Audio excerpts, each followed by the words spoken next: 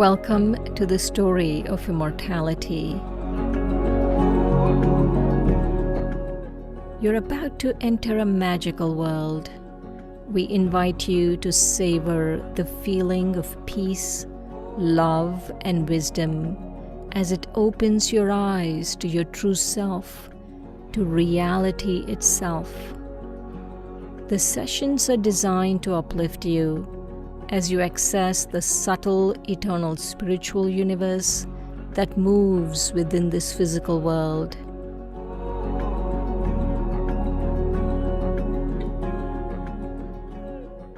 To take maximum benefit from this series, we recommend the following important tips. Sit in a quiet place where you can be alone for an hour. We ask you to take this time out and be with yourself with no distractions. Sit with your spine straight, either in a comfortable chair or on the floor. This will ensure that the energy flowing in your body will support what you're hearing. Keep your phones in silent mode and away from you in another room for the whole hour. We encourage you to keep your camera on. Our experience has taught us that other participants will be inspired to see you. We will record these sessions. Only the speakers and not the participants will be recorded. 5 languages are available for translation. To select a language, click on the interpretation button, and then you can opt for Hindi, Spanish, French, Telugu, or Tamil by clicking on one of them. This is our registration link. It is not mandatory, but if you would like to receive the recordings and other information, then do register.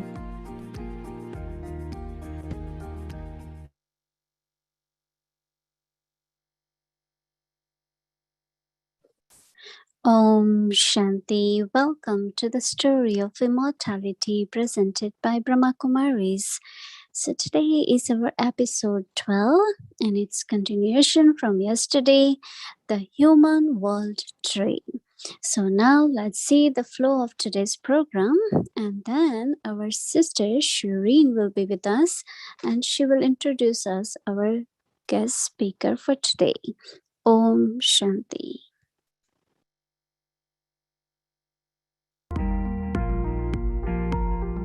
This program, The Story of Immortality, will enlighten you through insights,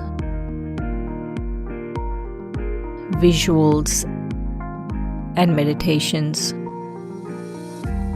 We will begin soon with 15 minutes of sharing with a senior teacher. Then Sister Shireen or Sister Dorothy will make a 30-minute presentation, interspaced with 2 meditations that unwrap the book. Lastly, we will address questions from participants for 10 minutes.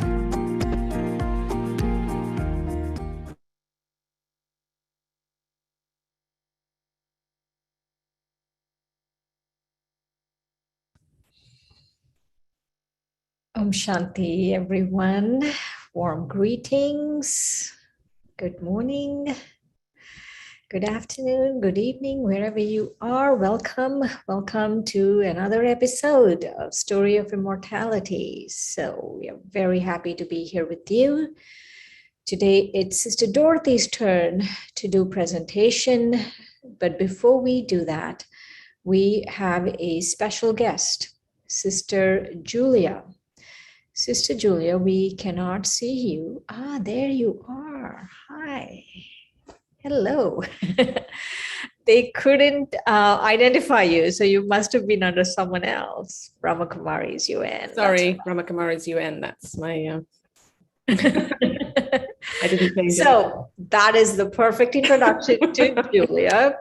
Sister Julia has been with Baba for about 35 years, and she has spent the last 27 years or so at the UN office. So she is one of our envoys to the United Nations, and she is a tireless server working there day and night. And so you have there, Sister Julia. Welcome. Thank you. It's lovely to be with you all, wherever you may be and whatever time frame you're in. So I'm sitting here in New York, so it's morning for me. Oh, that's great. That's great. So tell us about your experience of the trade. When you first heard about it, what did you feel? Well, the first thing that I was fascinated about the tree is I'm quite a visual person. And so I just loved the look of it. It was this beautiful big tree, and it was so intricate. There seemed to be so many things going on in the tree. I could see images of religious founders. I could see leaves and branches and twigs and yogis sitting at the bottom of the tree and the seed. And so it was a big, glorious image. And so I was fascinated really to spend some time looking at it and reflecting on the different aspects of the tree. I was brought up in England, and I came from a family, especially my father, who was very interested in different religions. And we always had various religious people coming through our house, either for discussions or prayers or dinners or whatever. And they were very lovely, and because my father was very, very interested in different religions, and they were very lovely and good-hearted people and quite intense in their effort and practices, which was why they were all coming together in our house. But I have to say, I was kind of more of a happy, kind of go lucky sort of child, and I would watch them, and I would see all these lovely people paying so much attention to their religious practice. But over the years, as I was growing up and seeing them come through the house, I honestly, and of course this is my own opinion and my own youthful opinion, they didn't seem to have made that much progress. There didn't seem to be that much change for all the effort that they were putting in. And so, and also I didn't really, I kind of steered away from them a little bit, because I didn't want people telling me what I should believe, because they had quite firm beliefs in their practices. And so I didn't like to be told how to believe or what was the right path. And so I tended to kind of keep myself a little bit away. I had a very loving and close relationship with God. I considered God to be my friend, my best friend, and who was a loving God and accepting of all people and all religions. And so, you know, and I went to a Catholic school, and even that school also had their idea of, even within the Christian religion, what was the true religion. And so that was something that always made me kind of step back a little bit. So when I came into contact and saw this beautiful tree, when I first took the lessons of this story of immortality that you're all going through, I was particularly interested in what it was that the Brahma Kumaris were going to say about the truth of all religions and all these different prophets. So what when you heard about, which aspect of the truth did it resonate with you? I think the first thing I resonated with was that God was the seed of this tree. So all-knowing God, all wisdom and truth came from this seed. And that this tree, this whole tree of humanity, belonged to God, and therefore actually had access to the tree, to the truth. And so that was really what fascinated me. And looking at the tree, seeing even how, the last twig, the last leaf that appeared to be far away from the seed was actually connected to and was sustained by this same seed. So in fact, even though there appeared to be different divisions and branches of different belief systems of the different religions, actually all belonged to God in reality and were being sustained by God. They had the same DNA as God. Often in different religions, they say that the human beings are a reflection of God in his own image. And so understanding this, that the seed that the tree grew from, the truth that who God was, I loved that concept. I really loved it because it also meant to me that there was no need, having, as I said, when I was a child, coming across all these different religions with their truths, there was no need to proselytize your particular religion, because every soul, depending on what branch they were connected to, that was truth for them. Right. And they'll find their own way. Exactly. They'll find their own way. Yes. Proselytizing implies that you have to go look for them and pull them. But exactly. Yeah. Or you have to take people to see your truth. Yes. But actually, they're not going to see your truth because they belong originally to a branch of that tree. And their experience of truth is limited to that branch. However, they still are connected to the original truth of being God's child, because all, as far as I know, and I'm not an expert, but all religions believe in one God or one truth. Right. Yeah. Even when they talk about Hinduism, really, it is a monotheistic religion. Right. Ultimately. Yes. Right. And yes. So you worked extensively on the book, right? Yes, I did. For everyone's information, Julia was the one who really put the book together. I remember her working days and nights going to Ruderfin and getting it all up and going. So thanks to Julia, we are enjoying the book. Thanks to a lot of people, but Julia was a very important part of it. And so when you were working on the book, what struck you the most about the concepts in the book?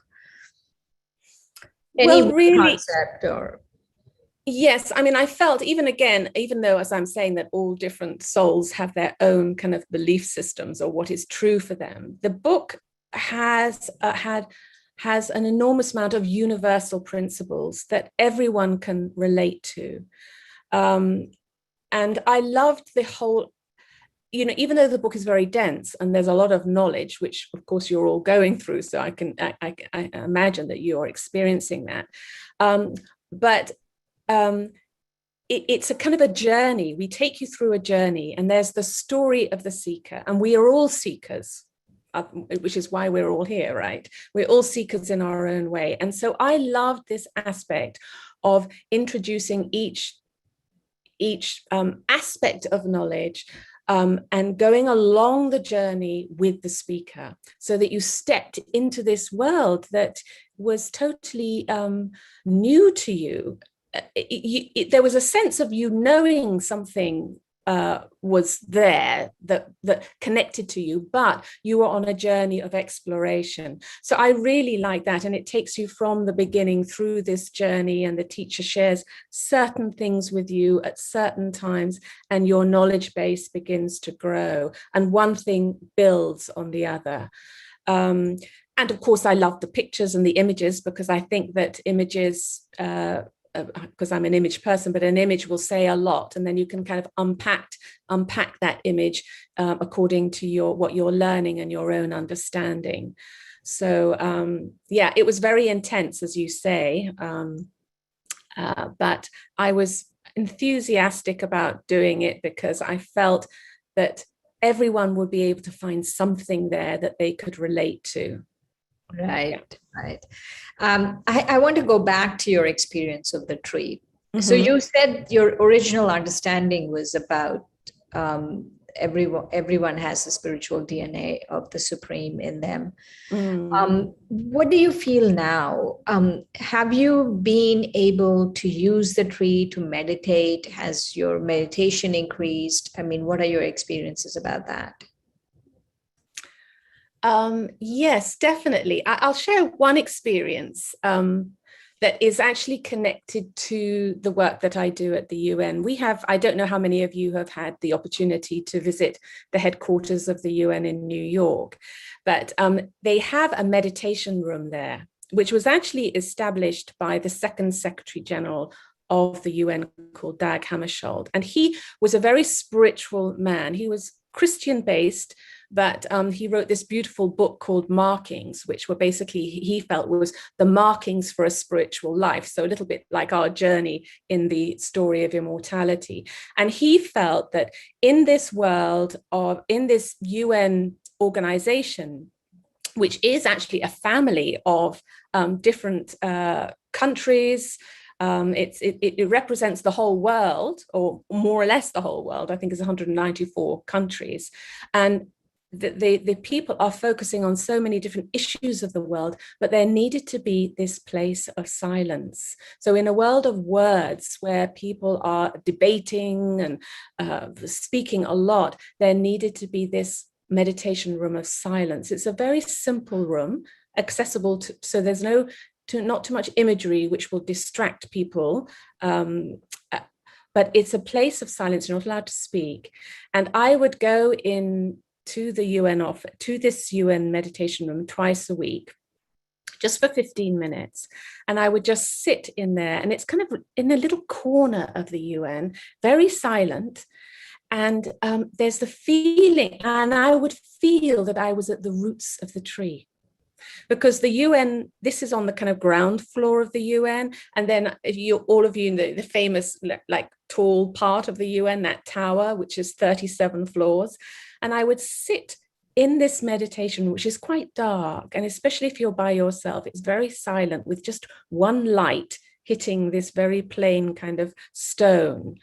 And I would feel as if I was sitting with God at the roots of this tree, this whole building filled with all these different nationalities.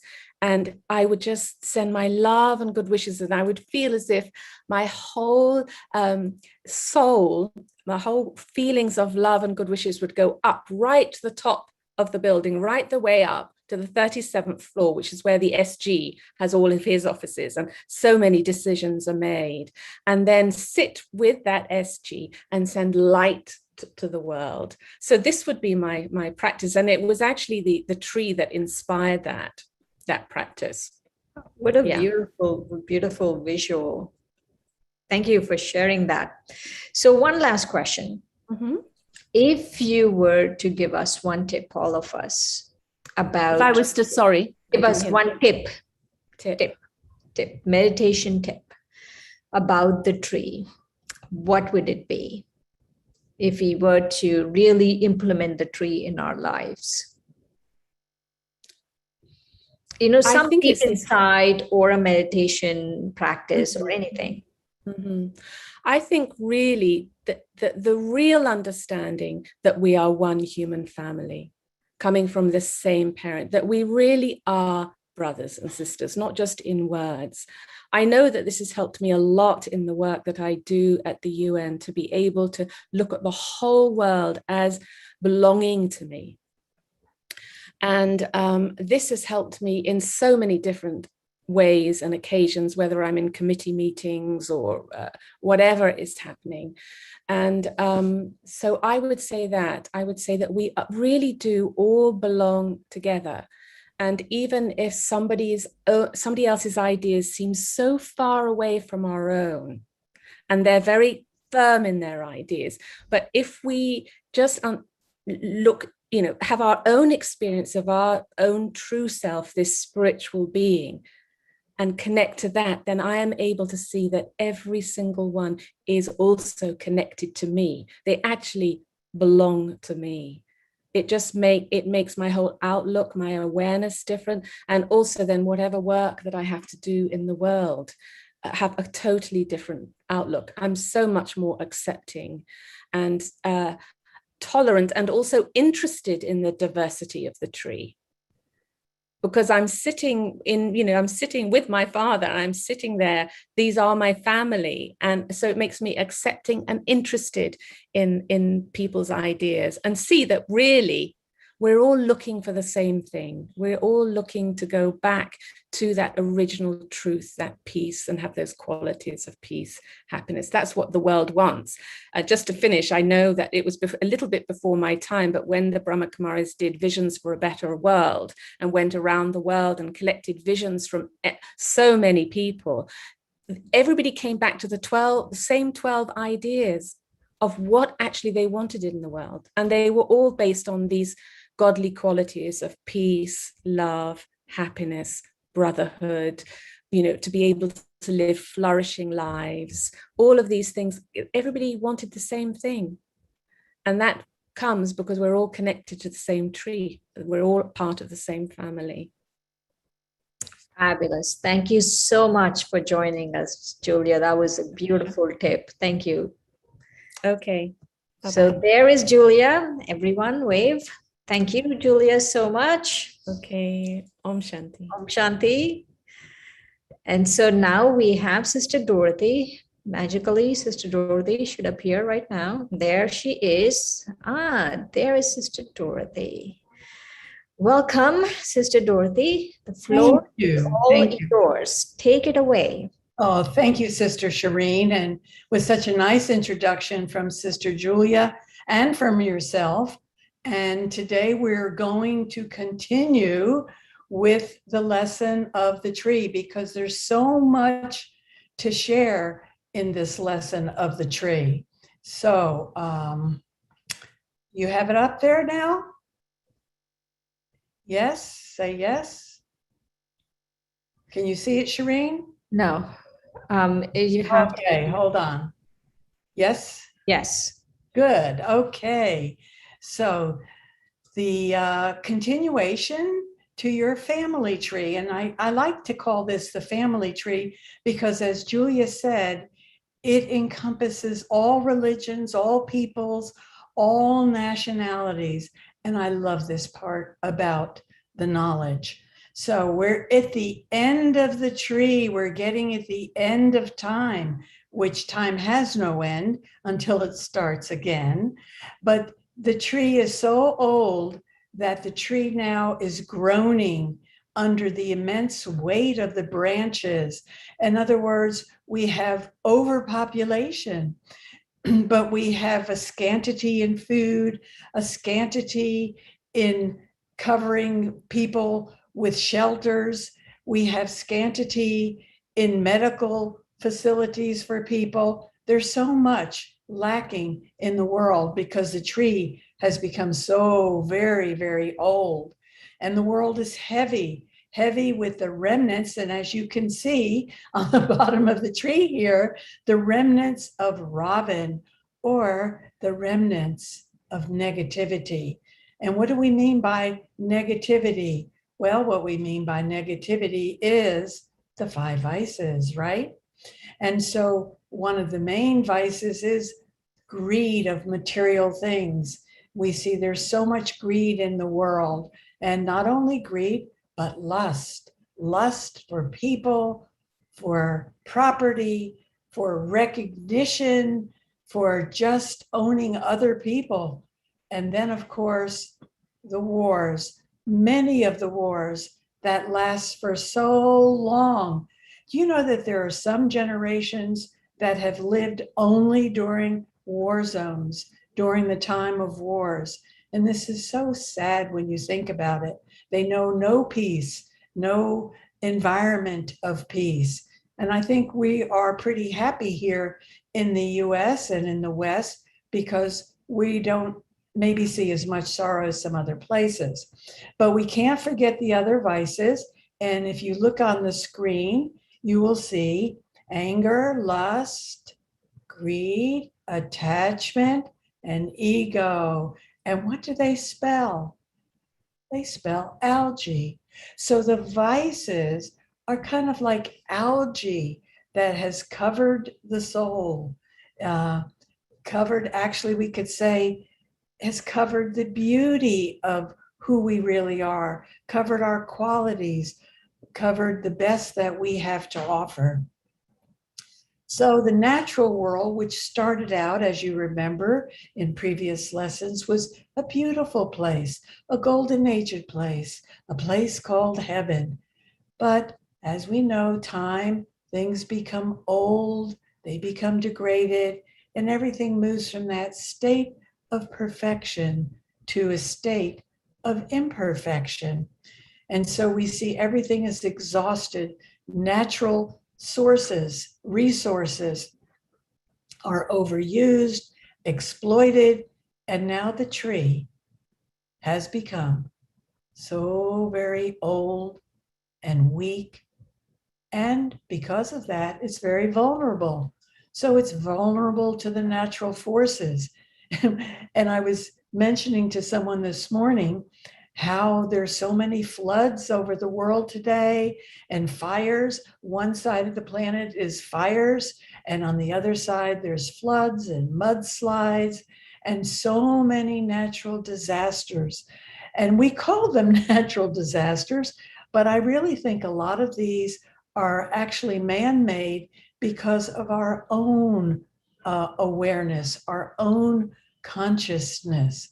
And so it's time to change that. So the Father's now planting a new tree, a new sapling once again. And so with that new sapling comes many new things. And so let's look at the bottom of the tree, and those who will be the first souls in the new world. The new world, remember now, is called heaven, the Garden of Eden, the Garden of Allah, has many more names as well.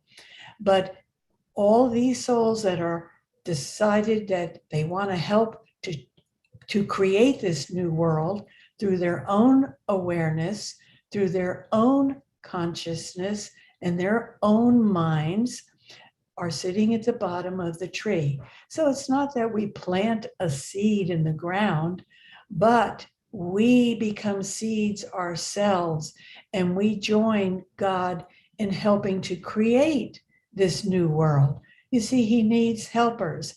He needs helpers to create this new existence for us. And this existence isn't for him, it's totally for us. And so he trains us, he teaches us how to use our minds, because our minds are the most valuable thing we have. In our minds is all the power, and I don't think we really realize the power of our minds. Now, if you look around where you are today, I see walls, I see beautiful pictures in this room, I see a computer that I'm looking at. All of that you see, just take a moment and look around the room that you're in. There is nothing in the room, nothing that you see in the physical that has not been a thought first in someone's mind. Whether it is a machine, whether it is a picture, a bed, a desk, whatever it is, the power of our minds. And so this being the confluence age is the time when we sit together and we recreate the new world. We do that by a shift in our awareness of who we are. That, remember the key from the first lesson? We are not the body, we are a soul that has a body. And then the second most important lesson is to remember the Supreme Soul, the one who gave us all this knowledge, and the one who is the purest, most divine soul of all. And we can take that purity from the Supreme. We can take that understanding and that clarity from the Supreme, because that one is supreme in everything we can. So these same souls that you see that are meditating are studying the same course you're taking today and that you've been taking. And in practicing this intense remembrance of the Father, the seed of the human world tree, the seed of our family tree. And so this is the only time when God appears in this world drama, and we are able to fill our intellects with two things: the imperishable jewels of knowledge, because it's so wonderful to understand the mechanism of everything, the process of everything, and then also to be able to fill ourselves with that purest, most divine energy that'll bring us back to ourselves. Yes. So all of those sitting in the tree will store all that purity, all that peace, all that love from the Supreme Soul, and take that within our memory banks, or what we could call our sanskars. It's like everything we do, everything we say, everything we see leaves an imprint on the soul. And so everything in our intellects become the same as everything that's in the Father's intellect. And one of the main things is purity. You see, because we've been surrounded by a completely impure world, which we will see in our latter part of today. And also, so there is that purity, there's the highest code of conduct that he teaches us, and divine manners, which are quite different than regular manners. Yes, we're going to learn all about that as we go on. And so the lesson of the tree, we become master seeds, helpers to help God himself in establishing this pure world, this place. But we need to remember that to do that, we have to connect. We have to connect with the Supreme Soul and take that power from him. And so what we're going to do next is have this meditation.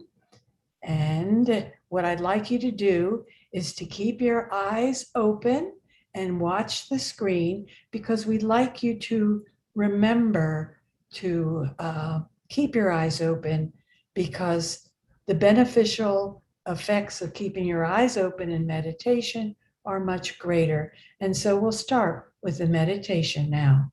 Om Shanti.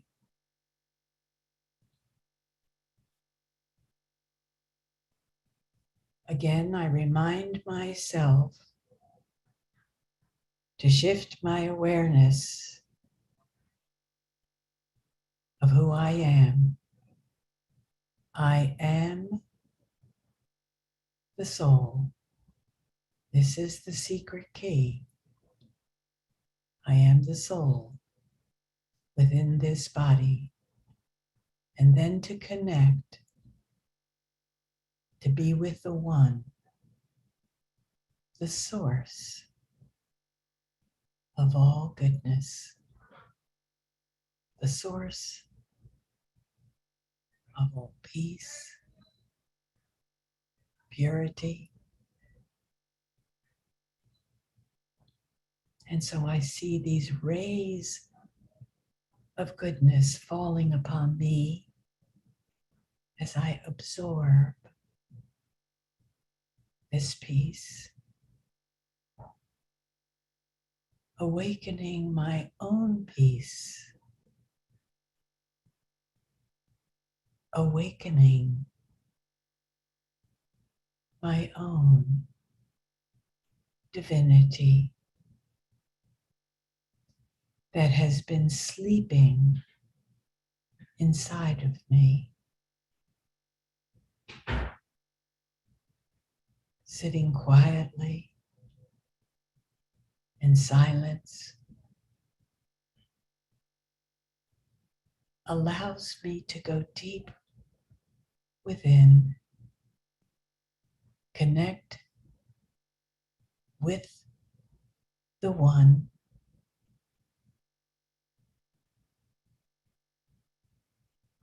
and enjoy being colored by the company of the one.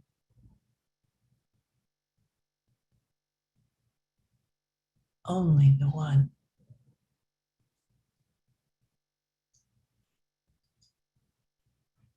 I focus deeply on just receiving whatever it is in your heart. Is it peace you want today mostly? Is it bliss? Gentleness? Whatever it is, absorb and take that one quality from the one, owning it for yourself. Breathing in that peace, that quality, and exhaling that quality through every cell of your body. That's all we have to do. Taking our minds away from the world outside, but not disowning that. But we must serve the world outside by bringing in the awareness, the birthing of a new world, a new tree created by God and his helpers, which is us who sit in meditation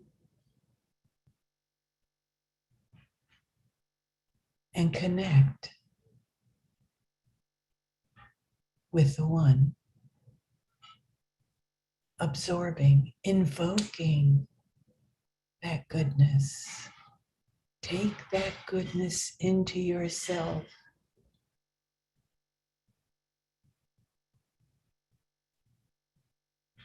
Emerge your own divine nature that has never left you. It's been just covered by other things. Om Shanti. Om Shanti. Well, I hope you enjoyed that and took some benefit from it. And I'm sure you must have taken some benefit from that. And so we're going to go on a little bit more in the depth of the tree because it's such an important lesson, the tree. So let's look at the screen again. And let's see what we have today.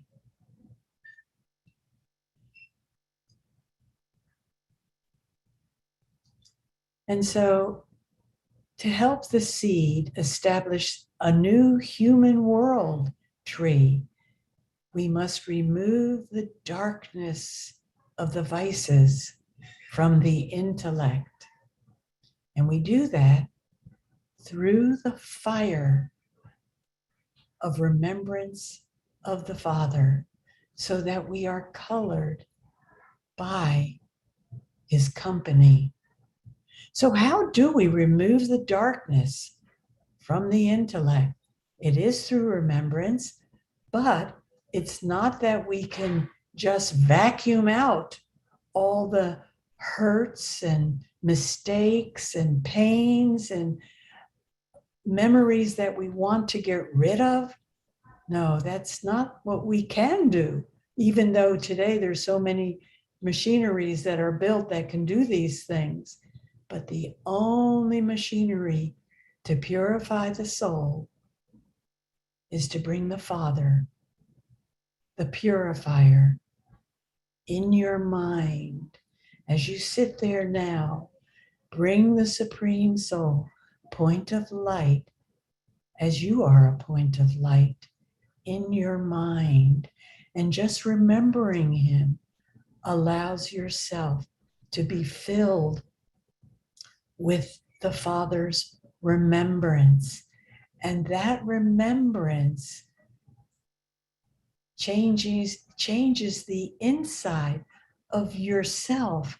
It changing the software of your mind.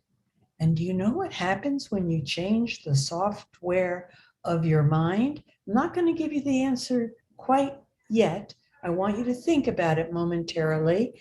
But by changing the software of my mind, I change the printout of my life. You see, the soul is just like a computer. So all souls, when we become pure, will return home to our own section in the soul world, in the incorporeal world. And remember, yesterday we talked about the soul world, the inverted tree. And you see there are branches here in the inverted tree, as I'm pointing out.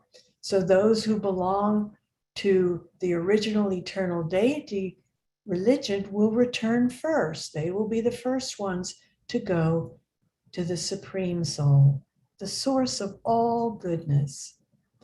And souls who belong to the, let's say, the Christian branch, they'll go on their branch. And every religion has their own section, their own branch.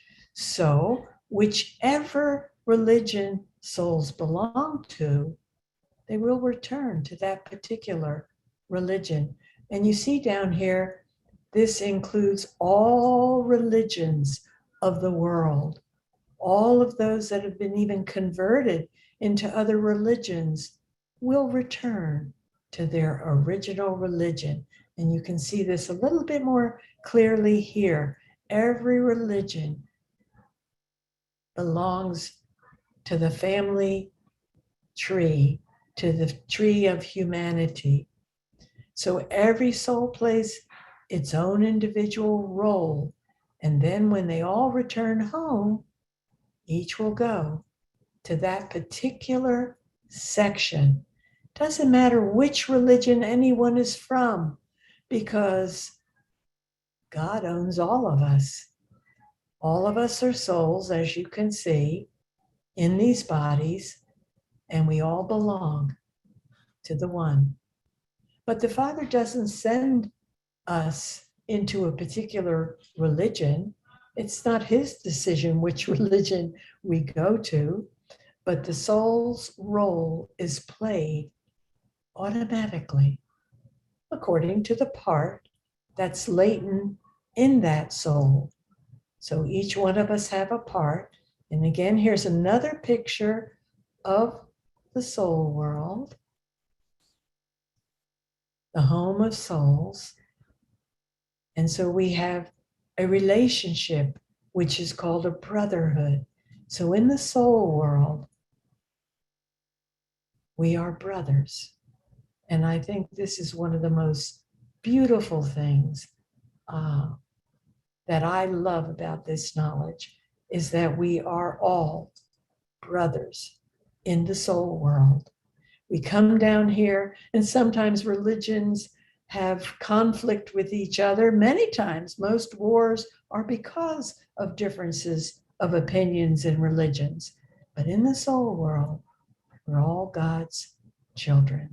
And so now we will have our last meditation for today coming up. Om Shanti.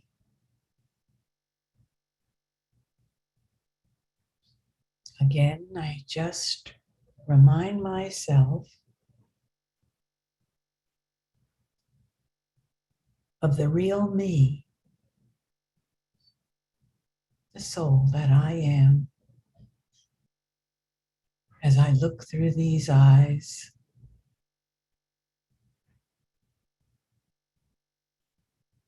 hearing through these ears, but it's me, the thinker, the soul.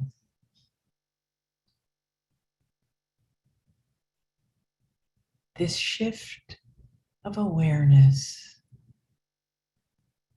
brings us power, and we begin to radiate our true divinity. And as we connect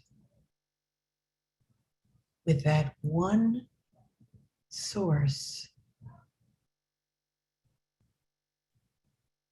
we are able to fill ourselves with the purest divinity, energizing myself, rejuvenating the self, and filling the self again.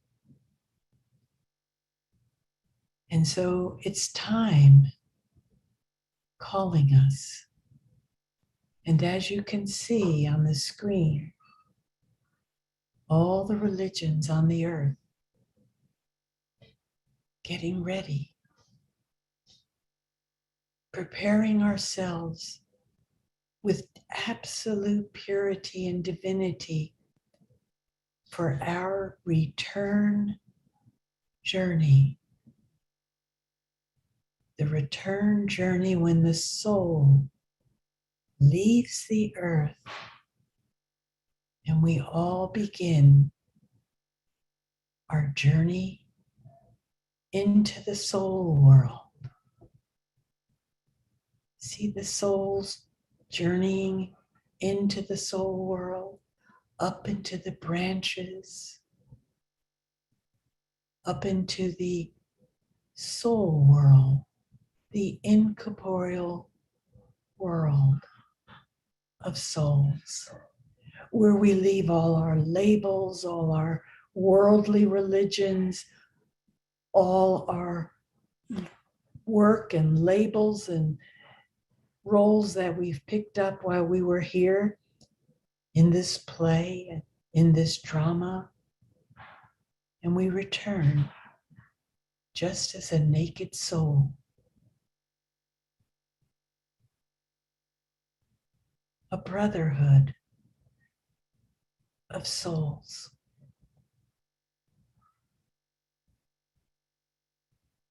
Huddled around our one Father, the Supreme Soul, the Father of all souls. And we have that recognition that we are a brotherhood, living together in the soul world as souls in absolute peace and silence, embraced by the one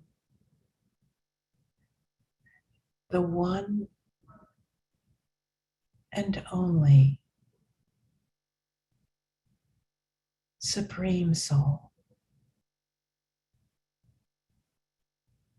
I return my awareness back to this body.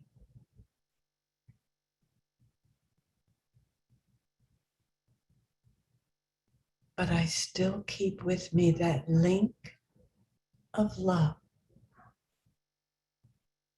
with my parent, the Father of all souls. Om Shanti.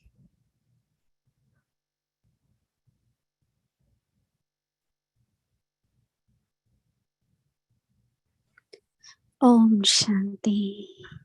Wonderful, wonderful. Thank you so much, Sister Dorothy.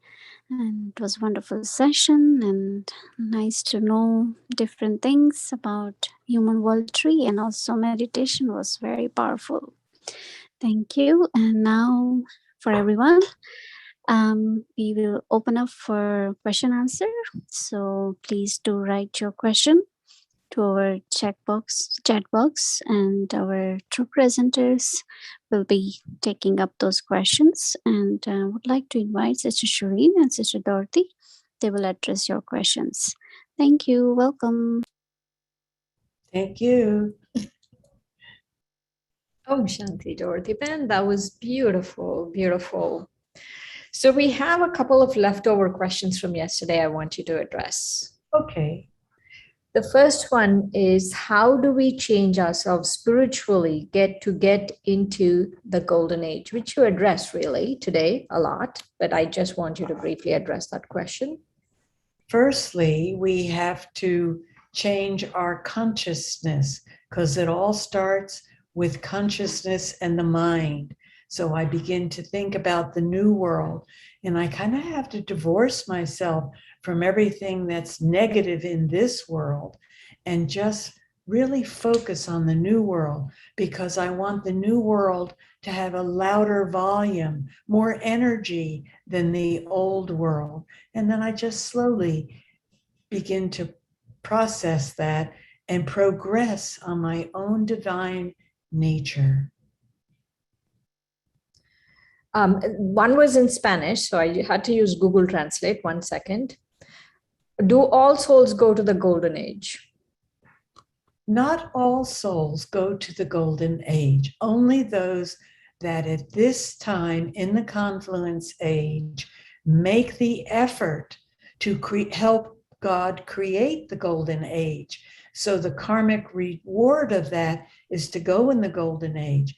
But everybody receives at least a golden aged birth, even if they're born firstly in the Iron Age. And we see most souls have come onto the stage in the Iron Age, the last part of the cycle, but they have a golden age at birth. They may be born into a billionaire family, have everything that they need, but all souls will have to go through the cycle. Fabulous.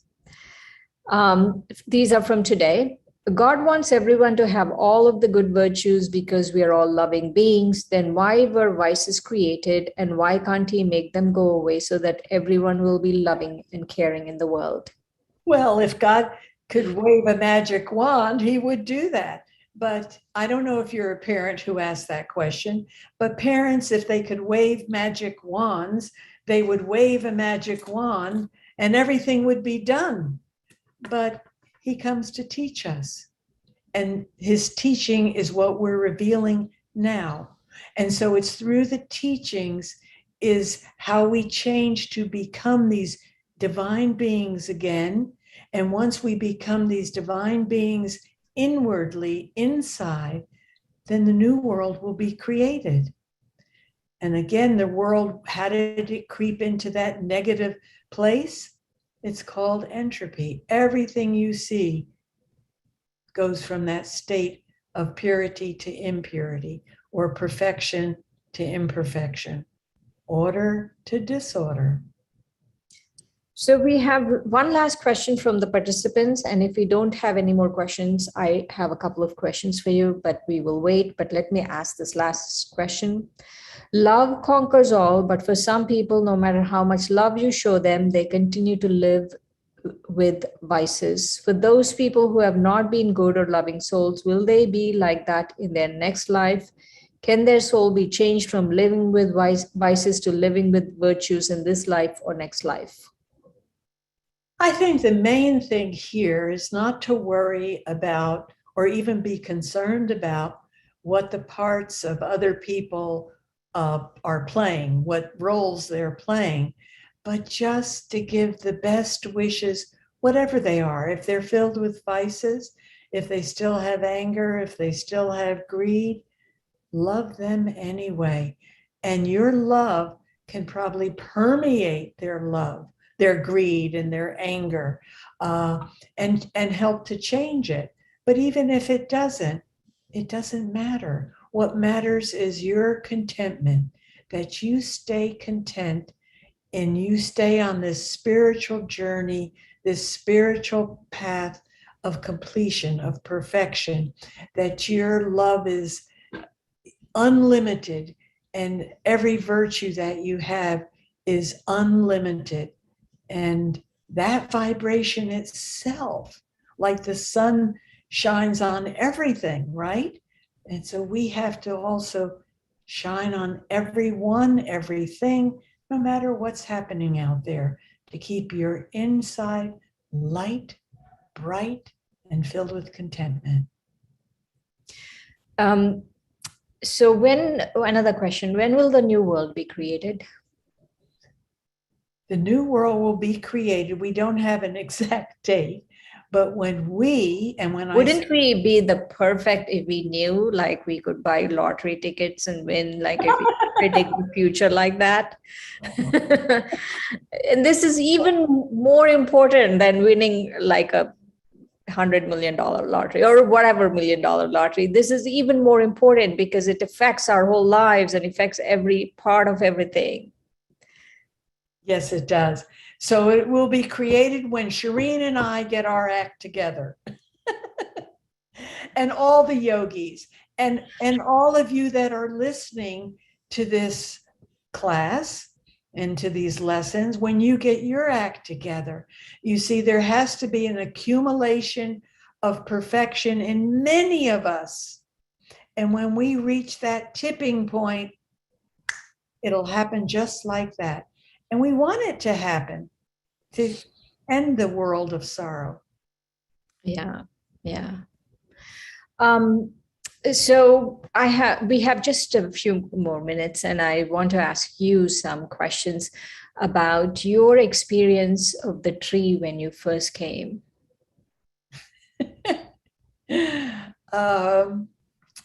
I don't know if you want to know my experience of the tree, if I was completely honest with you. Should I be honest with you?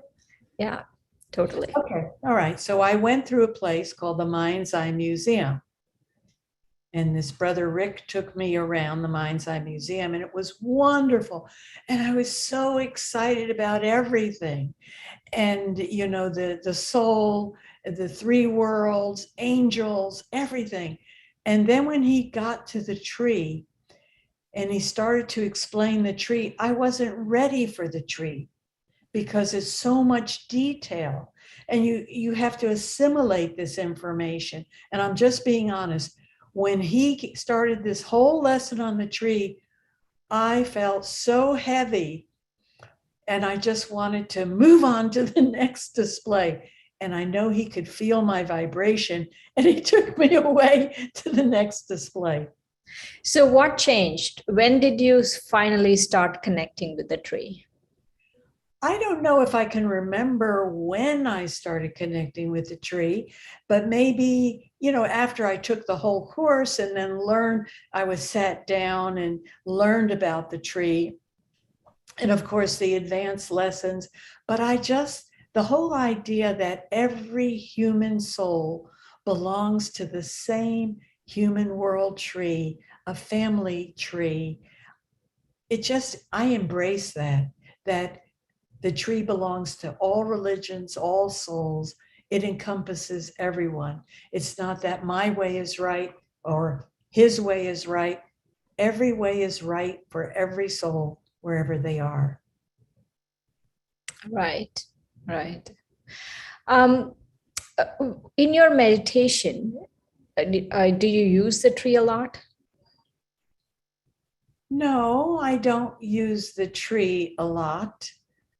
What I do mostly in my meditation is just be with him, just hanging out with him and letting that feeling, that energy embrace me, hug me, encompass me, hold me, and just absorb that energy and that feeling. Mostly for me, it's a feeling. I just love the feeling of safety and being cared for. Thank you so much, Sister Dorothy. That was fabulous. And we are done right on the dot. So we are dots. We are dots. So Sister Bhumi, the dot, would you like to come and close? Oh, we have a blessing. The blessing. I'd like to read the blessing. Everybody take a picture of your blessing for today, and I will read it. Wherever you go, you leave a trail of kind deeds. These deeds soften the harshness of the world and fill your heart with the wealth that cannot be erased by time. Om Shanti.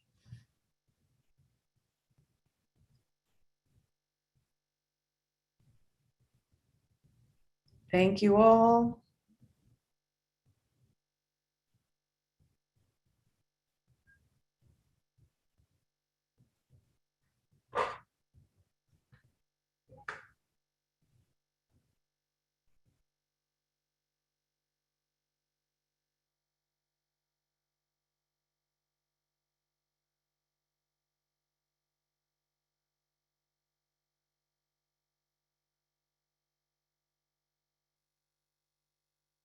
Om Shanti. So thank you, each one of you for being with us. And yes, today we completed our episode 12, the human world tree. And you are seeing on the screen that YouTube channel. So please do visit our YouTube channel to revise. You can see all the recordings there. And also you can forward those links to all your families, friends who can take benefit. Also, there is a link for registration and also our email address. So please do write your experience, your feedback to all of us. And also there is a website, brahmakumaris.org. You can visit, you can know more about Brahma Kumaris. And now we look forward to see you next weekend, Saturday and Sunday. Until then, Om Shanti.